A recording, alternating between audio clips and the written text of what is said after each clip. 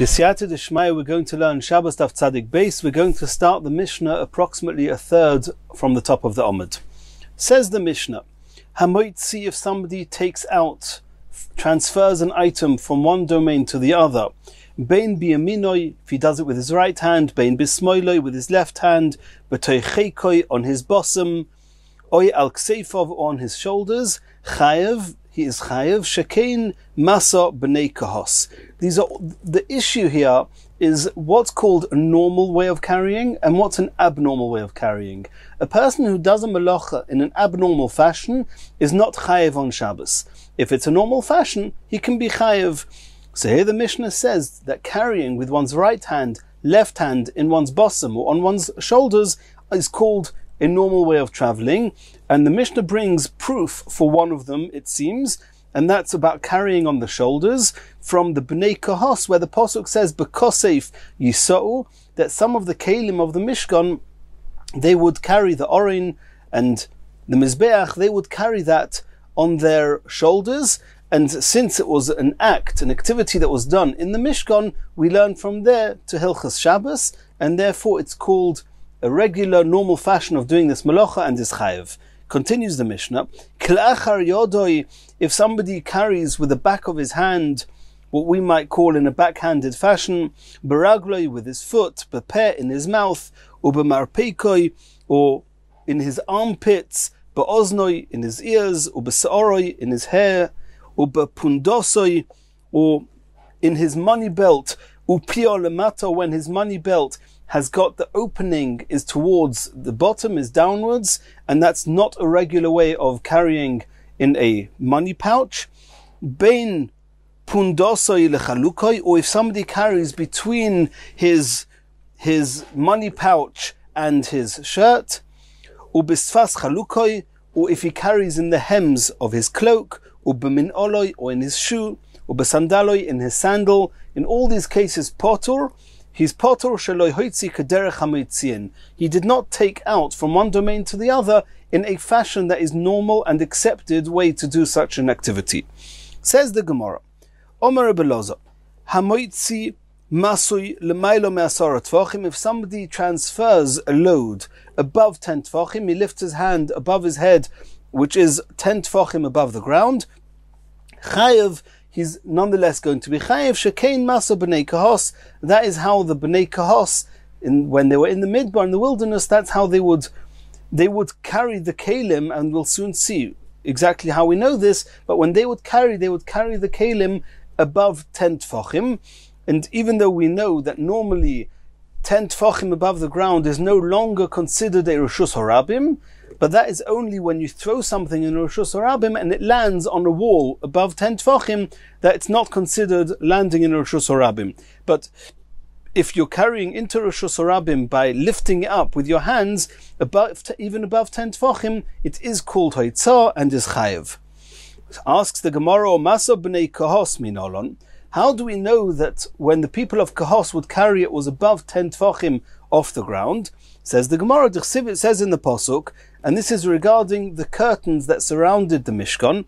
It says, V'kal hachotzer, the curtains of the yard, V'es mosach pesach hachotzer, asher al ha-mishkan v'al ha-mizbeach sovi, v'es meisorov l'chol avadosei. So he's talking there about the curtains, they were al ha-mishkan v'al ha-mizbeach. That means they were higher than the Mishkan and the Mizbeach. Soviv. That's the lashon of the pasuk. So the Gemara says, Makish Mizbeach leMishkan. We compare the Mizbeach. The pasuk compares the Mizbeach to the Mishkan. Ma Mishkan asora amos. We know that the Mishkan was 10 amos high. The walls surrounding the Mishkan were 10 amos high. We'll soon see how we know that. Af Mizbeach asora amos. So too the Mizbeach was 10 amos high. Mishkan gufe minolon. How do we know the Mishkan was 10 amos high? T'chsiv, it says in the pasuk, Eser amos oirech hakeresh. The planks that surrounded the Mishkan, it says explicitly in the pasuk that they were 10 amos high. Uchsivin, it says in the pasuk, Vayifrois es ha'oihel ala Mishkan. The Moshe Rabbeinu, he spread the oihel, which may be translated a tent. It was a covering over the Mishkan, al ha-Mishkan, on top of the Mishkan. Va'omar Rav said, Moshe Rabbeinu pirusoi. Moshe Rabbeinu was the one that spread out this oihel on top of the Mishkan. Mikan atalomed, if Moshe Rabbeinu managed to spread out a covering on top of the Mishkan, and the Mishkan itself was 10 amas high, you can deduce from there, Goivon shel Leviim, and at this point in the Gemara we assume that it was not just Moshe Rabbeinu, it was the whole tribe of Levi, that they were all very tall, they were Ese Amos, they must have been at least 10 amas tall. Ugemiri, now that we know that the Leviim were 10 amas tall, and Gemiri, we have a tradition, we know the chol tuna, the midli, any load that is carried b'moitois on poles, tilsa mile'il, utrei tilsa miletachas. A third of the weight is above one's shoulders, is above the poles, and 2/3 are below the poles. Ishtakach. So therefore, hence it would work out to have a midli tuva, because what were they carrying? They were carrying the mizbeach. And the Mizbeach was 10 amas, as we saw before. If the Mizbeach was 10 amas high, and a third of the Mizbeach was on top of their shoulders, and 2/3 was underneath, and the Leviim were 10 amas high, so if we start measuring from the top of the Leviim approximately 10 amas off the ground, and only 2/3 of the 10 amas of the Mizbeach were under their shoulders, that's 6.6 amas, so you've still got space between the bottom of the Mizbeach and the ground. You still have 3.3 amos, which is way more than 10 tefachim. So you see from here that in the Mishkan they would carry even above 10 tefachim from the ground. V'ibois ema, another proof, me'orin, from those that carried the orin.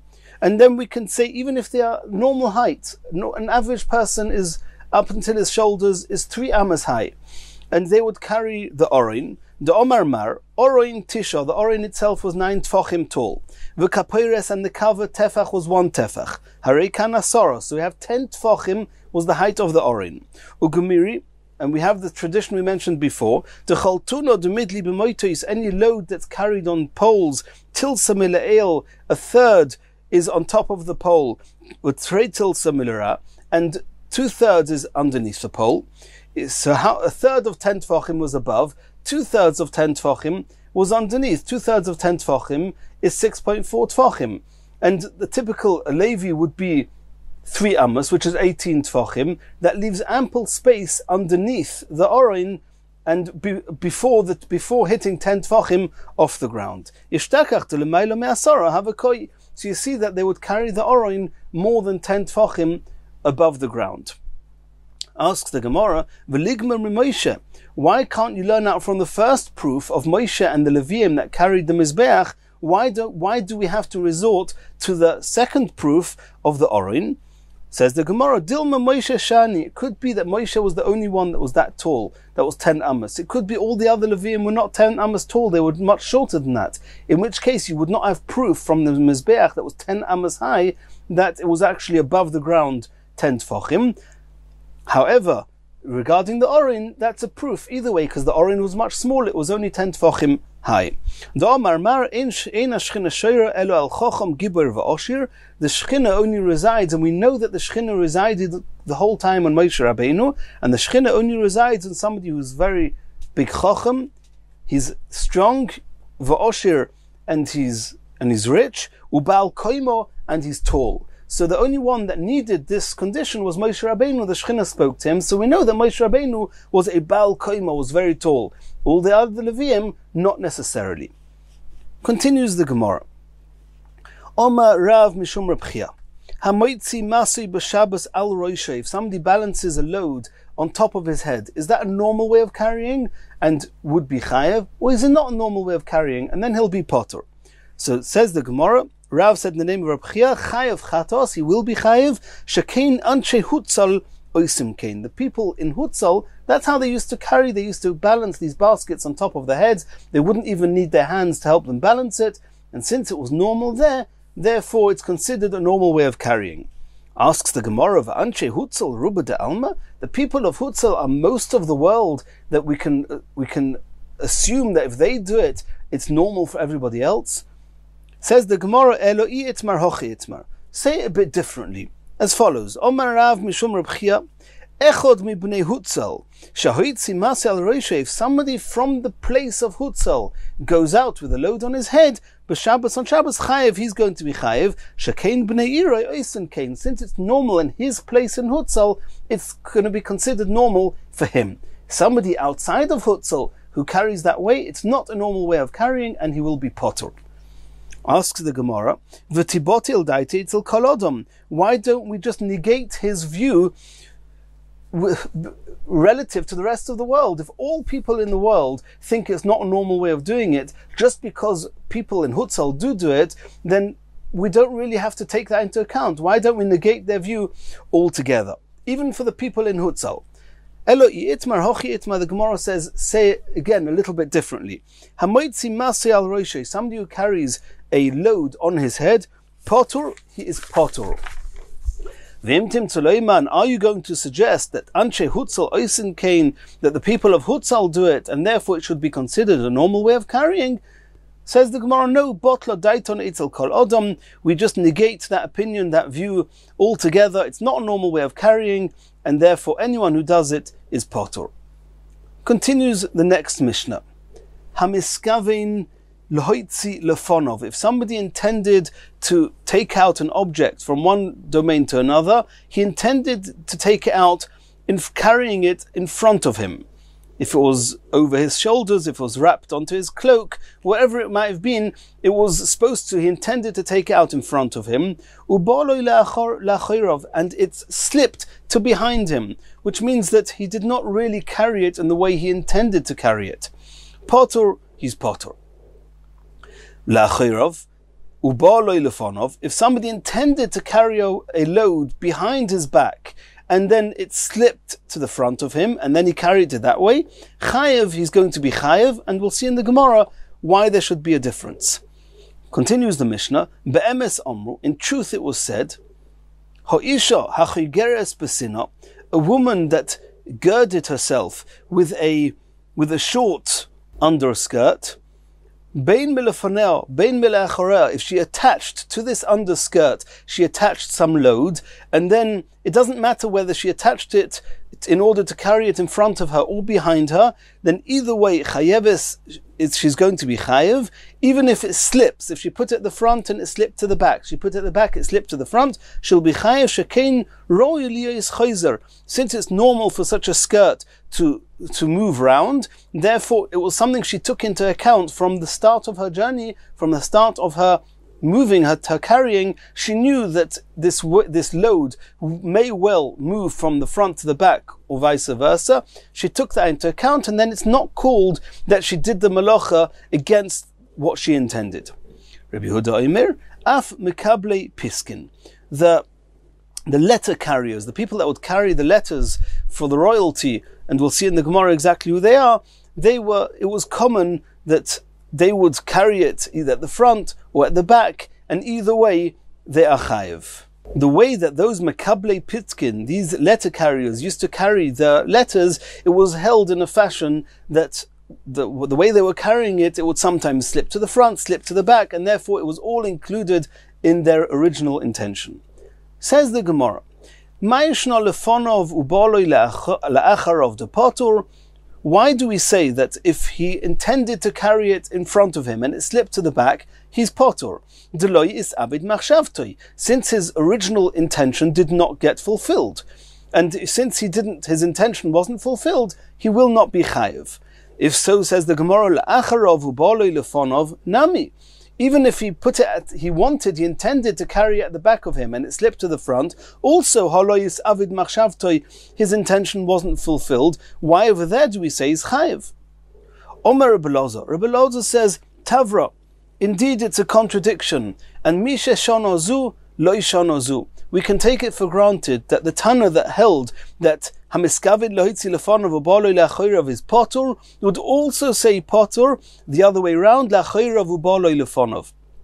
And the one that says, the Tana that says la'achirav ubaloi lefonov will be chayev, we assume he would say the same even if it was miskavid lohitzi lefonov ubaloi la'achirav, because there's no reason to differentiate between the two.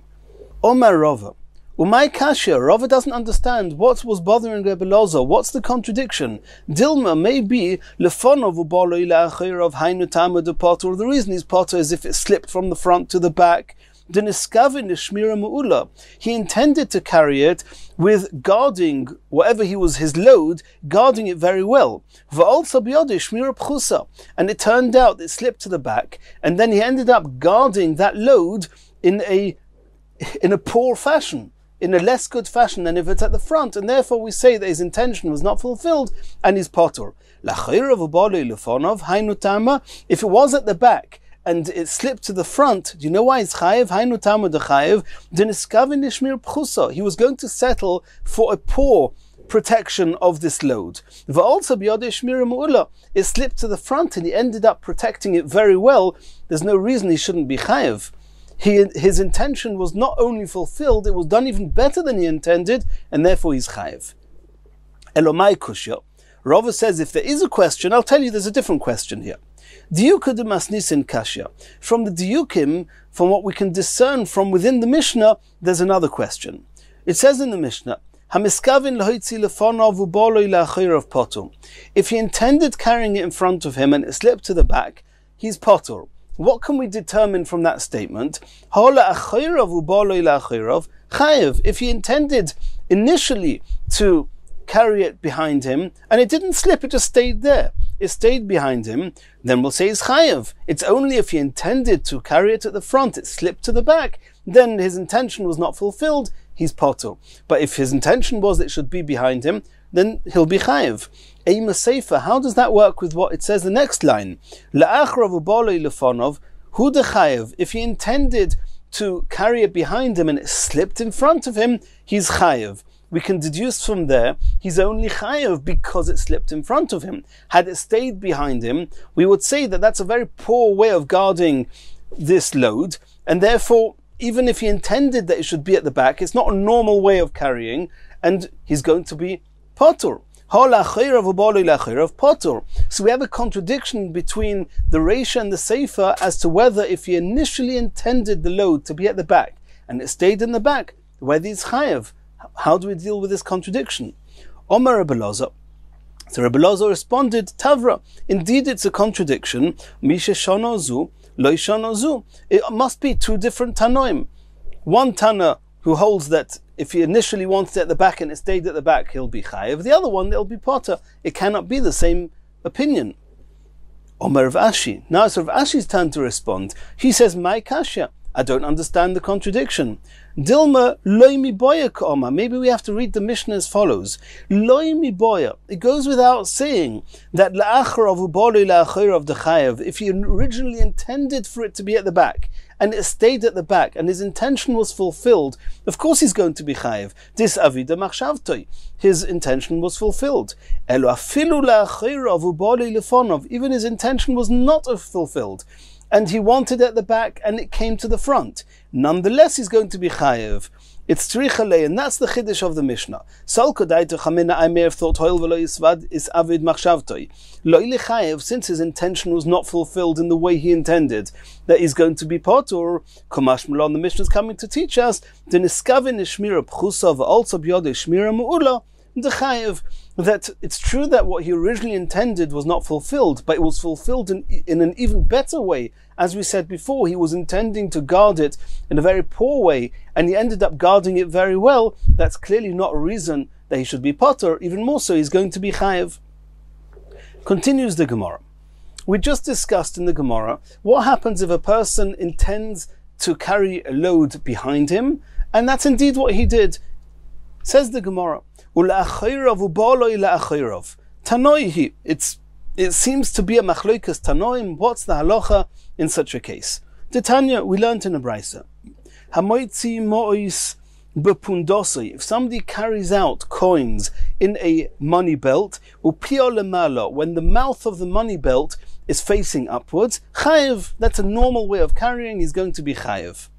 Piho lemata. If the mouth of this belt is facing down, now obviously it's tied closed, otherwise the coins would fall out before we start.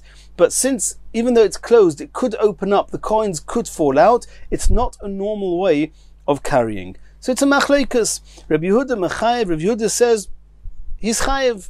It's normal enough way to carry. The Chachamim say it's an insecure way of carrying coins, and therefore he's potter. Continues the Brayse, Omalen Rabbi Yehuda. Rabbi Yehuda said to the Chachamim, Iatem moidim, do you Chachamim not agree with me that b'la'achirov ubaloi la'achirov shehu chayev?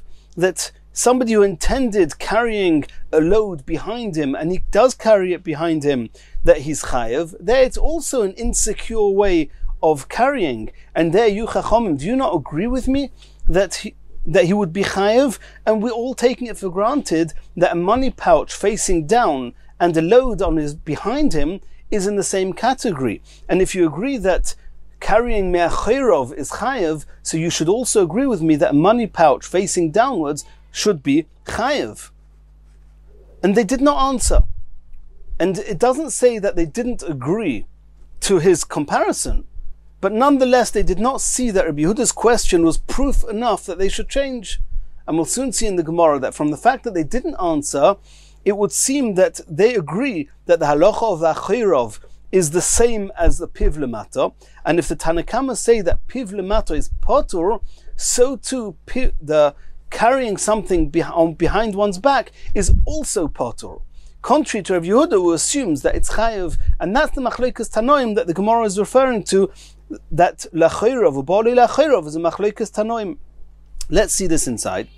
V'omru loi, instead of the Chachamim responding to Rabbi Yehuda's claim that carrying with the pouch's mouth downwards, Rabbi Yehuda claimed it should be chayev, similar to carrying a load behind them, they responded by saying, V'omru loi, v'i ato moide kelachar yodoi v'ragloi shu potur.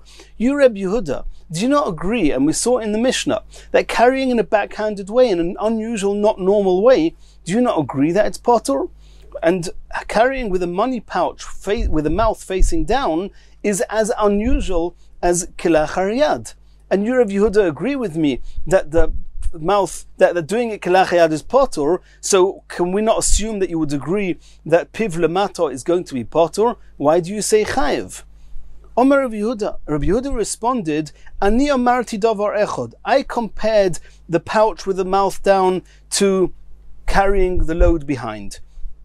And they compared it to carrying kalachar yad. I did not have any reason to differentiate and to answer their question. And they couldn't find any way of answering my question. So, bottom line, the way it seems here, and that's how the Rashba seems to explain it, that everybody agrees that a money pouch facing down, and carrying a load behind one's back, and carrying kelachar yad are all in the same bracket. And the Tanakama who say potter, they say potter in all three instances. Rabbi Yehuda, who says chayev in all three instances. So, says the Gemara, Mida ka'omar luhu, since the Gemara says, do you not agree to me? And then the Chachamim did not answer back to Rabbi Yehuda to say some differentiation between piv lemata and carrying me'achirov. So it seems lav michlal de potter abonon. We can deduce from there that in the same way as the Chachamim say that if the money pouch, the mouth is facing down, is potter, so too they'll say he's potter if he's carrying on the load behind his back. And this is contrary to Rabbi Yehuda. So you see clearly that lachirov, ubaloi lachirov, tanoi is a machlokes tanoim. Says the Gemara, according to what you've just explained here, that indeed we have a machlokes tanoim, that Tanakama say that all three cases are potter, piv lemata, carrying me'achirov and kelachar yad, and Rabbi Yehuda says all three are chayev, when the Chachamim said to Rabbi Yehuda, when the Chachamim asked Rabbi Yehuda, how is he understanding kelachar yad, and Rabbi Yehuda didn't have an answer, he didn't say why it's different, so we assume that Rabbi Yehuda holds that kelachar yad is also the same as the other two, and will be chayev according to our understanding now. Says the Gemara of Otanya, and there's a problem with the word Vatanya, it's a Mishnah, and then the Diktuke Seifrim changes some words here, but the content is the same, that it's explicit that la'achar yodei v'ragloi divrei hakol potur. Rabbi Yehuda can't argue with that. So according to our understanding that everybody agrees that all three halachas are the same, something is not going to work here, because it cannot be that Rabbi Yehuda holds, even though he holds that la'achayrov is chayev, and he holds that piv lemato is chayev, he cannot hold that kalachar yad is chayev. And then why did he not answer back to the Tanna Kama? There must be some difference. Elo, says the Gemara, we have to understand this whole brisa differently. There's no machlokes. Everybody agrees, the Tanna Kama and Rabbi Yehuda agree that carrying a load behind is chayev. It's not a machlokes tanoim. Everyone says he's chayev. If you carry in a backhanded way or with a foot, divrei hakil potor. Everybody says it's an unusual way of carrying, and he's potor. Ki pligi, the only place it's a machlokes, but pundosai upio lemata. If he's carrying in this money belt with the mouth facing down, that's the only place that they're arguing. Mar madami le'achayrav ubolo le'achayrav. Rabbi Yehuda compares the money pouch facing down to the case of carrying a load me'achayrav, and says it's more similar to that than to kalachar yad. It's more normal than kalachar yad and is chayev. Umar madami le Tanna Kama, they compare it to la'achar yod v'ragloi. They say it's totally unusual, like carrying with the back of one's hand or with one's foot, and therefore the money pouch facing down is totally abnormal, and therefore he will be potor. Continues the Gemara. Be'emes amru ha'isha v'chulu. We saw in the Mishnah that be'emes amru, the truth was told, that a woman who girds herself with an underskirt, etc. Tana, says the Gemara, kol be'emes halachahi. Every time the Mishnah says be'emes amru, in truth it was said, that tells us that the halacha is like that is the halacha. Continues the Gemara. Rabbi Yehuda Omer af mekable pitkin. Rabbi Yehuda says that also those, the letter carriers, they would carry it at the front, they would carry it at the back. It was used to switching and slipping from the front to the back, and therefore, irrespective of what the intention was, it's a normal way of carrying, and he'll be chayev. Says the Gemara, Tana Shekain Lavlere Malchus, the royal scribes, Oisen Kain, they carry the scrolls, the letters in that way, that they carry it in a way that it can slip sometimes to the front, sometimes to the back, and therefore, either way, all scenarios are taken into account. It's called that his intention was fulfilled, and he will be chayev however he carries. In the Mir Hashem, in the next shir, we're going to carry on this Mishnah, the next Mishnah.